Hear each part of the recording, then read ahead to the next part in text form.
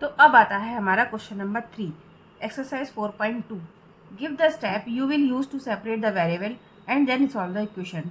देखिए ऊपर भी आप यही कर रहे थे कि आप सेपरेट कर रहे थे अपने वेरिएबल को और तब उसका इक्वेशन का आप सॉल्यूशन निकाल रहे थे, ठीक है, और उस वेरिएबल को फाइंड आउट कर रहे थे।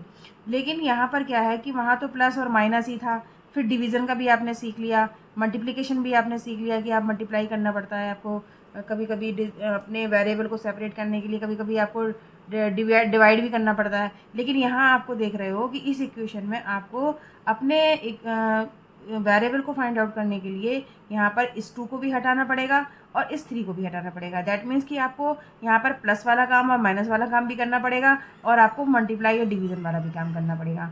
तो देखिए अब इसमें कुछ रूल हैं ऐसे कि जब भी हम अपने वेरिएबल को फाइंड आउट करते हैं, निकालना चाहते हैं, सेपरेट करना चाहते हैं, तो सबसे पहले हम प्लस या माइनस वाला काम करते हैं। यानी अगर हमें प्लस या माइनस पहले करना पड़ रहा है तो हम अपने इक्वेशन में प्लस माइनस वाला काम पहले करेंगे, ठीक है, और उसके बाद हम मल्टीप्लिकेशन और डिवीजन वाला करेंगे, ठीक है, ये बाद में करेंगे, ठीक है।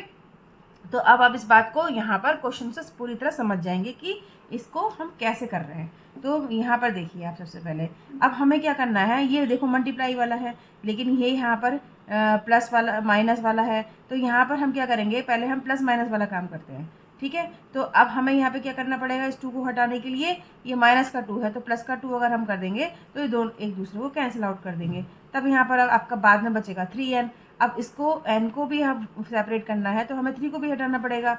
अब 3 को हटाएंगे तो हम ये मल्टीप्लाई में है तो हम उसका जस्ट अपोजिट यानी डिवाइड करके हम इस 3 को कैंसिल आउट करके हम n की वैल्यू फाइंड आउट कर देंगे।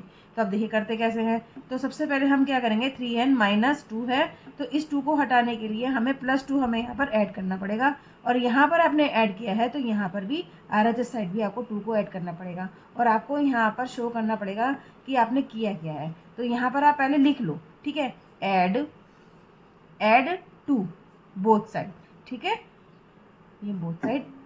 अब देखिए ये 2 एक दूसरे को कैंसिल आउट कर देंगे और ये बचेगा हमारा 3n इज इक्वल टू, अब ये कितना हो गया 48 हो गया। अब हमारा मकसद तो यहाँ पर n को सेपरेट करना है, n तो अभी भी सेपरेट नहीं हो पाया।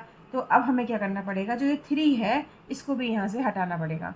अब इसको जब हम एलिमिनेट करेंगे तो हमें ये मल्टीप्लाई में है तो इसके साथ अगर हम डिवीज़न कर देंगे इसी डिजिट का तो ये इजीली एलिमिनेट हो जाएगा। तो 3 से अगर हम पहले फिर यहाँ लिख देते हैं, हम मेंशन कर देते हैं कि हम कर क्या रहे हैं। तो डिवाइड कर रहे हैं ना हम 3 से, डिवाइडिंग 3 बोथ साइड। तो 3n/3 इज इक्वल टू, आपने LHS साइड में डिवाइड कर दिया, अब RHS साइड में भी तो आपको डिवाइड करना पड़ेगा, बैलेंस करना पड़ेगा, ठीक है। अब 3 से 3 के कट गया, अब तो सेपरेट हो गया ना, बचा n इज इक्वल टू, अब आप इसको डिवाइड कर दो। तो देखिए जब हम यहाँ, मैं करके दिखाती हूँ यहाँ पर हम कैसे करेंगे। तो 3 की टेबल पढ़ो, इसमें 4 में, तो 3 1 जा 3, यहाँ बचा 1। अब इस 8 को यहाँ पर लिख दो, 3 6 जा 18, 6 टाइम जा रहा है ना, तो आपका आंसर आ गया 16। तो आपका n की वैल्यू यहाँ पर इजीली फाइंड हो गई कि n की वैल्यू 16 आ गई, ठीक है। अब आता है हमारा बी पार्ट। बी पार्ट में है equation 5m + 7 is equal to 17। तो अब यहाँ पर देखिए पहले इस प्लस वाला काम खत्म कर देते हैं हम, प्लस माइनस वाला। तो अब यहाँ पर ये प्लस का 7 है, इस 7 को पहले हटा दो। 7 को हटाने के लिए हमें माइनस का 7 यहाँ पर अगर हम कर दें तो ये कैंसिल आउट कर देगा एक दूसरे को। तो कर दें तो पहले जिस काम को आप कर रहे हो पहले वहाँ मेंशन करो, ठीक है। तो यहाँ पर हम क्या कर रहे हैं, हमें प्लस का 7 है तो माइनस करना पड़ेगा। तो हम लिखेंगे सब्ट्रैक्ट 7 बोथ साइड। तो 5m + 7 - 7 इज इक्वल टू, अब आपने इधर तो 7 कर दिया माइनस का, इधर भी आप करिए, ये मस्ट है करना, ठीक है। 7 से 7 कैंसिल आउट हो गया।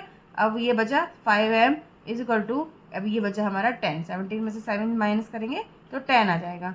अभी तो हमारा मकसद यहाँ कंप्लीट हुआ नहीं, हमारा m जो वेरिएबल है वो 5 के साथ तो अभी भी अटैच्ड है, जो मल्टीप्लाई के साइन के साथ है। तो हमें यहाँ पर जस्ट अपोजिट ये करना पड़ेगा कि प्लस माइनस वाला काम करके तो हमने काम एक स्टेप खत्म कर दिया, लेकिन अब हमें करना पड़ेगा यहाँ पर डिवाइड। तो लिख देंगे हम कि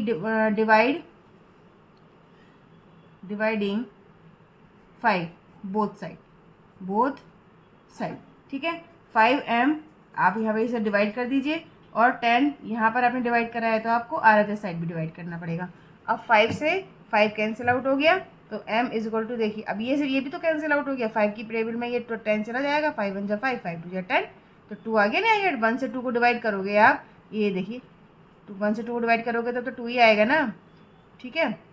तो m की वैल्यू आ गई 2, तो ये हो गया हमारा इसका आंसर। तो अब आता है हमारा सी पार्ट। सी पार्ट में क्या करना है कि हमें यहाँ पर, मैंने बोला था अभी पहले भी इसमें क्वेश्चन में मैं समझा चुकी हूँ कि प्लस माइनस वाला पहले हम वर्क करते हैं, लेकिन यहाँ पर तो डिवीज़न वाला और मल्टीप्लिकेशन वाला आ रहा है, तो वही हम यहाँ से स्टार्ट करेंगे, ठीक है।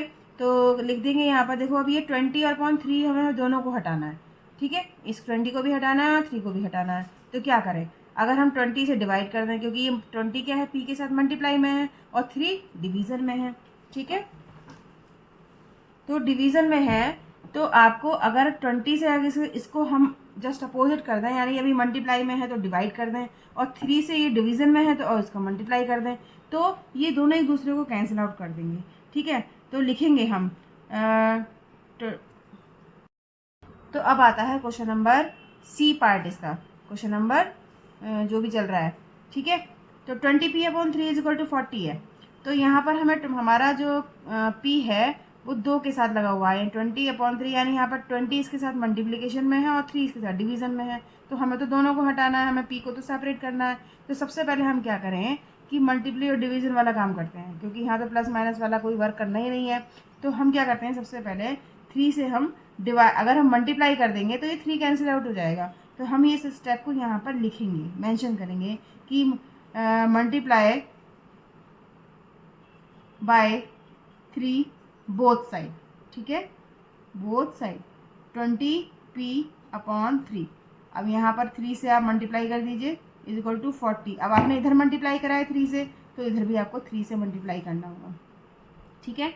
अब 3 से 3 कैंसिल आउट हो गया, ऊपर बचा 20p इज इक्वल टू 40 की 3 से मल्टीप्लाई करोगे तो आ जाएगा 120, ठीक है।